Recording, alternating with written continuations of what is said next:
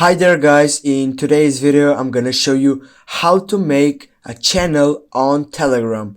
First what you need to set up on your pen size on the right side, and after that you need to go on new channel, the third selection.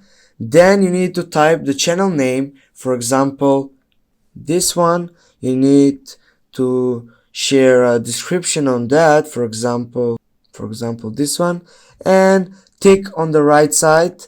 And after that you're gonna get a public link, and you have two options. You can choose to be a public one or a private one channel, and I will use public channel, and I'm gonna tick it on the right side.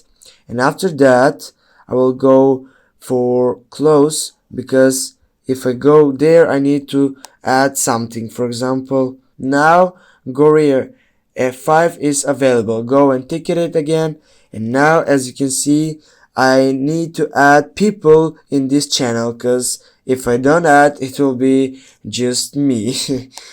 I will add this one, and I will go on the right upper Gannett side. Then as you can see the channel is created. Thank you so much guys, thanks for watching. Don't forget to hit that like and share this video. See you soon.